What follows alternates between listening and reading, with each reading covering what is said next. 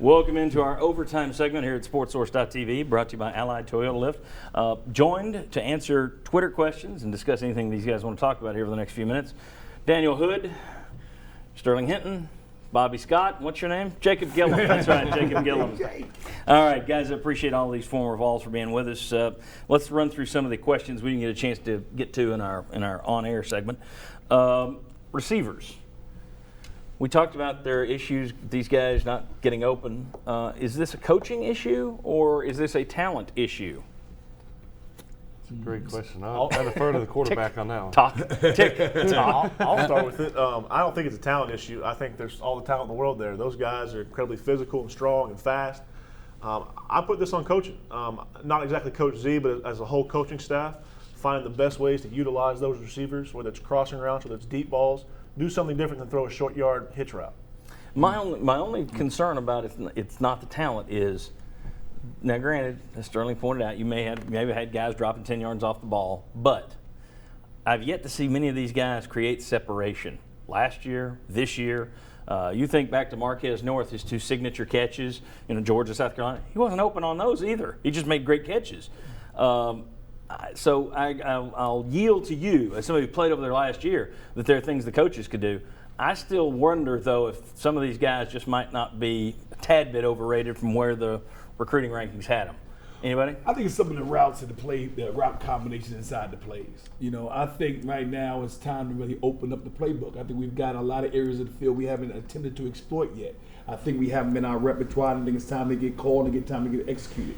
So I think that's what we're about to see this week. Here's the thing, go ahead. I was going to say, I think the thing I'm looking at it is, the more I think about it is, I think we're trying to almost scheme too much before the game instead of taking that Pat Riley mindset, that Bill Belichick mindset, whereas I got my guys.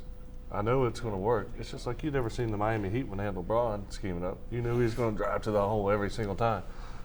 Pick Howard can catch that slant every time. They can do those things.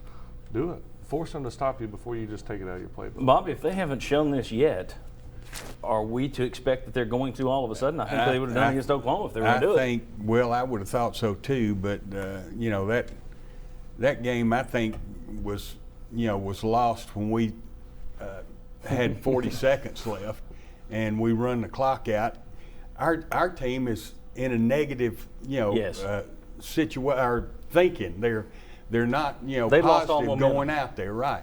So I think the receivers have the talent and everything. I think it's just a matter of just saying, you get your butt out there and get it done, or you coming over here on the bench with me. Well, it may be time to put some guys on the bench. Again, that goes back to having a rotation of 8 guys. At some point, it would please me, I think it'd be good for the team if they have used these first 3 games to figure out these are our top guys. And then, if there's an injury, if somebody needs to blow, you put those other guys in there. But giving everybody an equal amount of time out there and getting 8 guys out there, to me, it just seems like that'd be very hard for Dobbs to build a relationship, chemistry with a receiver if, he's not on for this play. He's back out here. He's out this play. I don't know if it's, if it's just old or what, but when I played, I had a tight end and I had two wide receivers. I had a split end and a flanker. Now, every now and then we'd put somebody in for the tight end and go with a slot, something like that. But these guys played the whole game. They didn't rotate. Yeah. I mean, and back then you didn't ever want to come out of the game. I mean, I've seen players be sent in, and the guy in there that's a starter, he said, "Get your back out here." You're online. You can say it. I mean, that's. My thing is, I know they got to play so hard, especially the way Coach Azzani coaches them. But what I want to say is, it's okay to rotate. But if you got your X and Y that is going to be North, Pig, and Preston. Well, put in Kroom as a blocking guy. Substitute when he's healthy, him. Yeah. Put him in as a blocking guy, or put someone else in that he's going to be the best blocker there, and then just define your roles for your receivers. This guy's going to be my pass catching. These are the guys I know I can trust to get open and win. This is the guy I need in the run game. A lot of talk about Dobbs dropping off this year. Somebody said the offense, quote, is anemic with Dobbs, and they compared it. They said, look at what Tulsa did against Oklahoma yesterday. I will say this. And this is, Lou Holtz said this once before, you never see the same team twice. when he's a coach. It was always different. I think every week is its own season. It's a little dangerous saying, well, Oklahoma looked like this last week, they look like this week.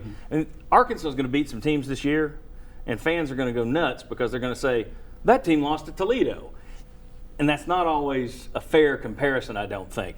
That said, Dobbs and the offense, I think anemic is a bit strong. But what is the issue? Is there an issue? Did people simply, in their heads, forget about, although I tried to remind people all off season, he had some struggles against Missouri and Vandy. Were the expectations simply ramped up a little too high before the season? I think it's continuity. I think there's a continuity issue with the coaches. I mean, there's Coach Debo, Coach DeBoer's first year here. You know, he's getting to know the guys. He's got his old type of chemistry to call the plays. I think now, like I said, he's 3 games in. We've got a situation, we got packages for certain receivers, different personnel to where we can execute at a high level and also bring out some more things in our playbook that people haven't seen. A lot of people, but what I'm getting at is a lot of people are saying Dobbs isn't playing as well as he did last year. When you go back and look at it, he played 6 games last year. 4 were really good. 2 weren't that hot. And I think so far this year, yesterday was a good day, wasn't a great day. Oklahoma was not a good day. Bowling Green was a great day. So I don't know that I'm seeing anything different. This is kind of what I expected. You know, look at Peyton. He's played 2 games, played 1 good game, 1 bad game. Yeah. I mean, those games are going to come. You just got to minimize it as much as you can. Dobbs, I don't have a problem with him. I think he's going to be fine, and I think he's the only reason that. And I said this probably last year. Yeah. On when it first started coming around, when he's in there, you have the threat of running, and when he runs, it's usually on the perimeter, and that makes those linebackers have to respect. They have to respect that, and so that opens up the running game inside. I think that's I agree with you. It helps. I think a lot of people looked at it and thought, doesn't matter what your offensive line is, you've now got a running quarterback. You're just going to run for 400 yards a game, and it's not that big. It's a difference. It's not night and day difference, I think, because there are a lot of zone read teams out there that have running quarterbacks and it doesn't work for them. It's better than having a statue back there like Justin Worley. But I think a lot of people I think the expectations got too high for Dobbs. I mean, there was Heisman talk and everything. I didn't think that was fair to him. Yep. I still think he's got a high ceiling. I still think that next year, The guy can play. but I just think that people got their hopes a little high. You know, and I agree in it. I think the big thing with Dobbs is people got to realize, again, this is really only the 3rd or 4th game of his sophomore year, because he played half a season his freshman year, half a season last year. He's really only a sophomore quarterback, even though he's labeled as a junior. Now, he's had more practices, but again, still the game experience you can't really minimize. And he's only 13, 14 games in. I'm going to start with the negative side to this, and then we'll go positive. And Jacob, because you played over there last year, I'll start with you and make it tough. Actually, it's not. If Tennessee loses to Florida, people will be jumping off buildings in this town. The Butch Jones honeymoon, it's already over, but it will be way over. People will bring out caskets. All right, now there'll be 8 more games to go, but there are going to be people who are jumping off the ship. Will the team quit on this coaching staff if they lose to Florida? I have a very strong belief there's no way they quit on the coaching staff.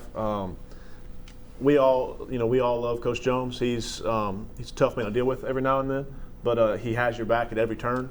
I think Daniel can attest to that with the year he spent with him. There's no way we quit on him. Losing to Florida would be a huge blow to this team, but nobody's going to quit. And one thing I will say, Kurt Magid won't allow anybody on this team to quit. Just wish he was out there on the field. It's easier when you're out there on the field. All right. Now, how big of an impact if Tennessee wins? And by the way, if Tennessee wins next week, we're going to have marching bands on the show. It's going to be a wild. Symbols. Yeah, we'll just let Sterling host. Sterling host. Let me host the show. And Let's we'll get see it. how easy it is for you to get all these names right. All right. That part I'll get. The other part will be hard. Yeah. How big is it for this team if they beat Florida? It's huge. I mean, it's going to be that defining moment for Coach Jones, because you look at everything he's done thus far, and I think everyone will basically say he's been a 6 out of 7 days head coach. He's got the Sunday through Friday. Now we need to see the Saturday, and if he gets this Saturday, all the momentum's behind him. He's going to be. We'll erect his statue right afterwards, and we're going to be projecting the national championship. And then they'll tear it down after he loses to Arkansas. All right, this is the way it goes. Pretty much. That's coaching. Bobby Sterling, what would be the impact on this program? I'm not really ready to go as far as I just don't think that the coach is I mean, it's going to be that bad. I mean, he has given this, this team and this school and everything 3 years of, busting his butt, Improving the recruiting roster. and everything, and getting better players in here. And we might not be ready to turn the corner right now, but I'm not ready to jump off the bandwagon. I'm not either. I think they got the right guy. I said off season I saw this as a 4 or 5 loss team. I thought this was coming. We'll see. Maybe I'm wrong. Maybe they go and win. You're wrong. I'll Maybe tell you right now where you're wrong. We're not losing 4 or 5 games. Cancel Christmas. Yeah, you said that to me last year too. How'd that turn out? You said we weren't going. I said we're going to win a bowl game. We did that. So that's how I think you said. I think it was like bowl game when you're 10-2. Where we went to a bowl game and won. Back to the bottom line. Next week will be a great win for our program. It'll be bigger than the win we had versus when we got the monkey off our back versus Alabama. I was In around 82? when we lost. Oh, you're talking about the Peyton Manning? Peyton Manning Yeah. win. I mean, that was a huge win for our program, a huge win for that team. It'll be Okay. bigger than that when we win this Saturday. This, to me, 10-game losing streak to a team. The only thing that's comparable is Alabama 11 straight from 71 to 82, and I remember that as a kid. So, the only thing that will save Knox if they beat Florida, it's a good thing it's on the road, or else the Strip, whatever's left on the Strip, it's all condos now. Not but, much. it would be wild. All right, thanks to all these guys. Appreciate it every single week. We'll see you guys next Sunday, 11 a.m. WATE 6 to break down Tennessee's Florida game. Come on back.